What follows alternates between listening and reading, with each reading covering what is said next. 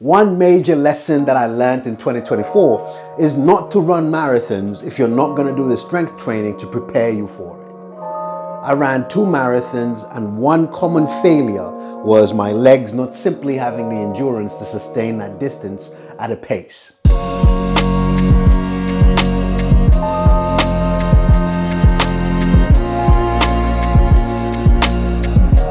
My name is Aubrey, I'm a runner and I'm good with being me. At the time of filming this, you've given me 18,400 subscribers. Thank you very much. I'm trying to get it to 20,000 by the end of the year. Let's see if it's gonna happen. Now, why the heck should you listen to me?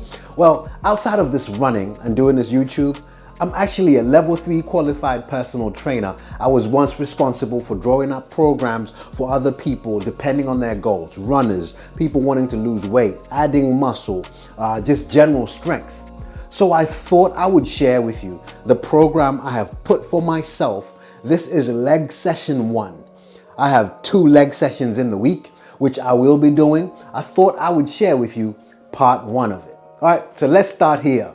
This is the split squats. I'm going to show you all of the workouts as I'm doing them. Now, this is very important. Now, what you want to do is to have good compound movements.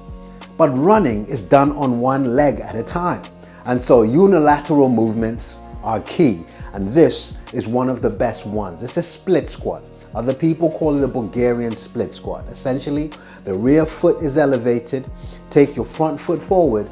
When you go down, the shin on your front foot, as well as your thigh on your back leg, they're gonna have to be parallel when you go down to the lowest point. Now, start with your body weight. Don't feel like you need to use weights. This is my 3rd week doing this, and I've only just moved to 5 kg dumbbells. I started with body weight. Don't feel pressured that you need to have these massive weights. Start with your body weight. Believe me, if you do this right, you will feel it. It will be effective. Now, going into the marathons at halfway, 3/4 in, I start to feel my hamstrings. And that's one of the biggest indications of where my weaknesses lie. And so we're gonna address that with this deadlift. Now, we're not doing the world's strongest man over here. We're trying to condition these muscles to sustain pace at a long duration, 3, 4 hours, 5 hours. And so a moderate weight and making sure that that motion is being lifted by your glutes and your hamstrings. So essentially, on the way down, you're gonna almost rub your shins with this weight whilst pushing your bum as far back as possible and keeping that knee flexion at a minimum. And if you look at the back view of this, you will see what I mean. It's really exaggerating pushing your bum back. The reason why you want to do this is when you're lifting that weight now, you're gonna use your hamstrings and your glutes, and you wanna give this as much range of motion as possible. Now remember, you're not lifting the weight with your hands or with your arms. The weights are just being held there with your arms. They're simply handles. All of this movement is being controlled by your glutes and your hamstrings. Okay, the next one are your hip thrusts. Now, I have a machine in my local gym for this, but you can do this with just a barbell. Essentially, you're gonna elevate your shoulders, and that way you could use a bench, you could use one of those jump boxes, whatever it is that you find in the gym to keep your shoulders elevated this way. The next thing is you're gonna take a barbell or the machine that I'm using and have that on the top of your hips. Fellas, make sure you move things out of the way. It can get a little painful.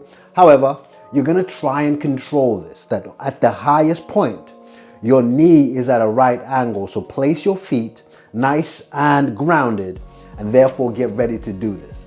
You're gonna control this movement. So lower the bar right down and make sure you're controlling this movement. The objective for what we're trying to achieve here is control.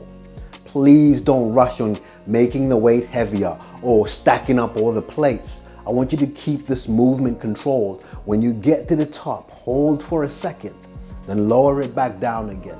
You're gonna see how well this balances and works your glutes and your hamstrings, and you should also feel this on your lower back. However, please be careful and feel out for how you're gonna feel in your lower back.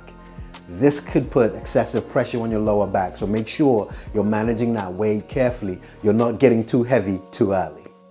All right, The last movement I do, and yes, it's a short workout. The last movement I do are these seated calf raises. Let go of the ego. This is not about going heavy. It's the form that you actually do this with.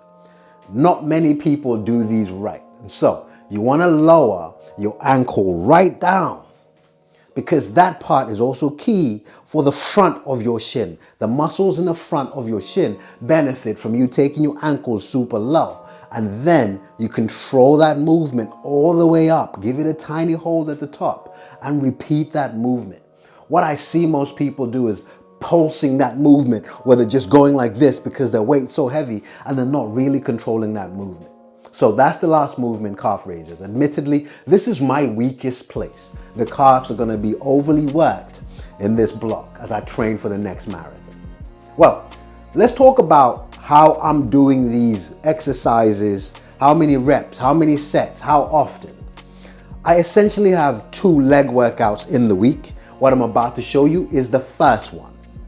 I do 4 sets of each of these, and during this part of the training block, these will vary.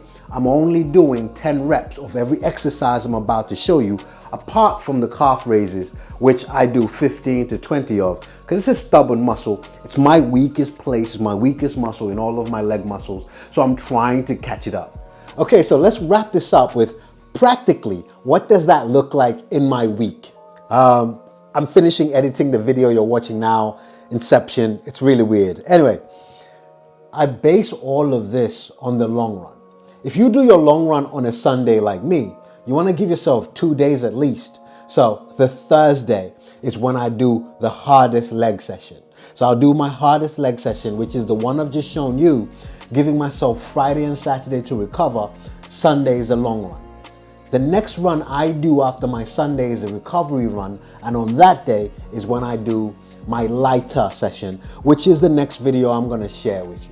Now, if you want to keep updated on how I'm getting ready for my next marathon, and I'm going to make it around February, March time. I haven't confirmed one, but I know the weaknesses I need to address right now. So it's going to be a tough balance to balance up getting the gym work, strength work done, but also ramping up on the mileage. But we're driven, we're gonna get this done. Thank you for watching this video. Please, please, please share this with any runner that you feel could benefit from it. I'm not changing anything. These 2 sessions that I've talked about will be the only leg sessions I'll be doing getting ready for my marathon, and hopefully share the progress that I get from that in the next marathons as I go. Thank you for checking this out.